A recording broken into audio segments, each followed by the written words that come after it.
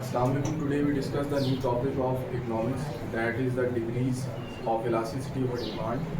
जैसे कि आपको पता है कि काफ़ी अर्से से हमने कोई वीडियो या कोई लेक्चर रिकॉर्ड नहीं किया था, सो आपको एक चीज़ और बता दें कि हमने अपनी कोचिंग शिफ्ट किया है और ये पर्सनली कोचिंग है। तो आज फर्स्ट हम लेक्चर को रिकॉर्ड कर रहे हैं और डिमांड की हम पहले भी बात कर चुके हैं। In the previous topic we discuss about the when the price fall, demand fall, और ये कि वाइस वर्सा हमारे पास कंडीशन चलती है।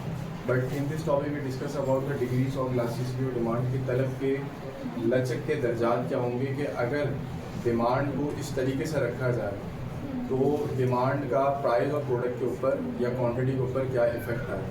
तो first we discuss the highly elastic demand, जो हमारे पास है इलास्टिक डिमांड।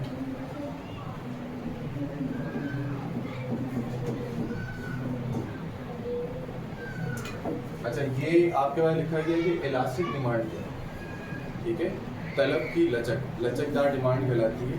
इसके अंदर सिंपल सा फॉर्मूला है या सिंपल सी इसमें टर्म्स एंड कंडीशन हो ये कि प्राइस राइज हो तो क्वांटिटी भी बढ़ेगी, यानी प्राइस भी बढ़ेगी तो क्वांटिटी बढ़ेगी। यानी इट मीन्स दैट कि अगर 50% प्राइस को हम रेज कर रहे हैं तो 50% क्वांटिटी भी हमारी रेज होगी, ठीक है। अच्छा, इसकी वजूहात कुछ हैं। इसकी वजूहात ऐसे हो सकती हैं कि अगर हम करंट टॉपिक सिचुएशन उठाएं, वो ये है कि पेट्रोल जो है वो जितना भी बढ़ रहा है बट क्या उसकी क्वांटिटी डिमांड भी बढ़ रही है, क्योंकि आए रोज़ जो हैं वो व्हीकल्स हैं, ट्रांसपोर्टेशंस हैं, उनकी ख़रीदो फरोख्त में इजाफा होता जा रहा है। ये नहीं कह सकते कि डाउनवर्ड हो, ख़रीदो फरोख्त में उनका आए रोज़ इजाफा होता जा रहा है। तो लेट्स ड्रॉ द ग्राफ पे अगर हम इसका स्केड्यूल बनाना चाहें तो वो किस तरीके से बनेगा। First we draw the graph. ये 90 डिग्री पे हम इसको डिज़ाइन करते हैं। हमेशा याद रखिएगा कि एक्स एक्सिस के ऊपर क्वांटिटी मेंशन होती है, ठीक है, और वाई एक्सिस के ऊपर हमेशा क्या होती है, प्राइस मेंशन, ठीक है। तो मैंने आपसे क्या किया कि प्राइस भी बढ़ रही है और क्वांटिटी भी बढ़ रही है। तो प्राइस के लिए हम एरो इस तरीके से इंडिकेट कर रहे हैं और क्वांटिटी के लिए एरो इंडिकेट कर रहे हैं कि प्राइस भी बढ़ेगी तो क्वांटिटी के अंदर भी एक्सपेंशन आएगा, कॉन्ट्रैक्शन नहीं आएगा। यानी क्या कह सकते हैं, फैलाव आएगा, सुकड़ाव नहीं आएगा।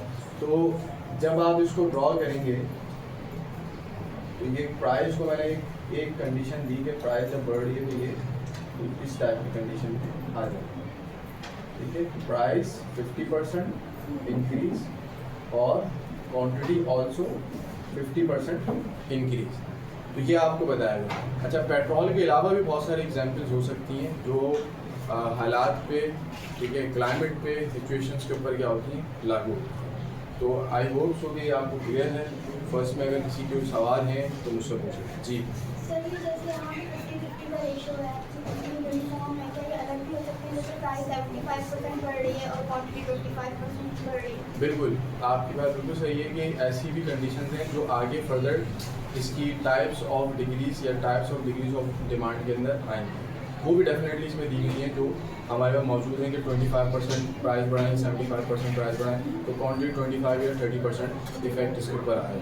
जी, इलास्टिक डिमांड में यूनिफॉर्म ही होती है, 50-50 एक जैसा रेशो ही होना चाहिए सिर्फ इसके अंदर, मगर दूसरी कंडीशन में क्या ये चेंज हो जाए, ठीक है। Is that clear? कोई इशू इसमें? नेक्स्ट हमारे पास क्या है, हाईली इलास्टिक डिमांड,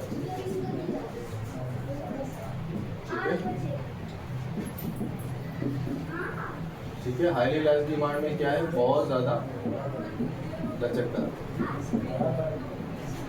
ठीक है, बहुत ज़्यादा लचक आ रही है। अब बहुत ज़्यादा लचक के अंदर एक चीज़ जो बताएगी कि ये इससे डिफरेंट क्यों है और कैसे डिफरेंट होगी, इसमें आपको बताएगी कि प्राइस अगर डाउन हो जाए, गिर जाए, फॉल हो जाए, तो क्वांटिटी जो है वो एक्सपेंड करेगी, बढ़ेगी।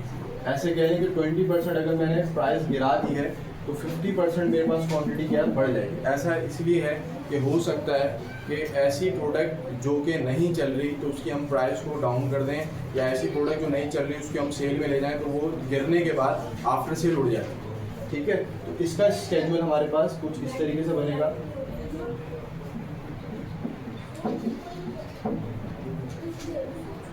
ठीक है, इसका स्केड्यूल हमारे पास बनेगा कि प्राइस हमारे पास कम तरीके से गिराई है, 20% गिराई है, 50% नहीं, 20% गिराई है, तो 50% मेरे पास क्या है, ये देखिए मैं size of the box x axis के ऊपर 50% क्या है, बढ़ता हुआ दिख रहा है, एक्सपेंशन होगी। इसके रीजंस और भी हैं।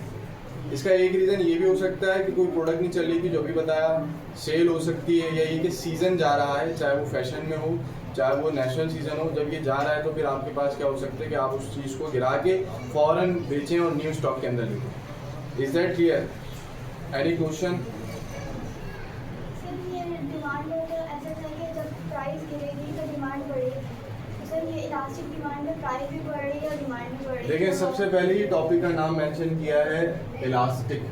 तो इलास्टिक के अंदर क्या है कि आपकी कितनी हद है कि उसको आप स्टिच कर सकें, खींच सकें, और उसको कहाँ पे ले जाके आप छोड़ेंगे जहाँ पे वो अपनी नॉर्मल कंडीशन में आ जाए। डिमांड की बात बिल्कुल सही है, मगर जब लफ्ज़ इलास्टिक लगता है, नेक्स्ट टॉपिक या नेक्स्ट चैप्टर हमारा degree of elasticity of supply है, रसद की लचक, तो उसके अंदर फिर ये क्या है, ये चेंज हो जाता है। डिमांड का लॉ अपनी जगह है, मगर जब उसकी डिग्रीज आ जाती हैं, दर्जा आ जाते हैं, तो वो अलग हो जाता है। और कोई सवाल किसी का?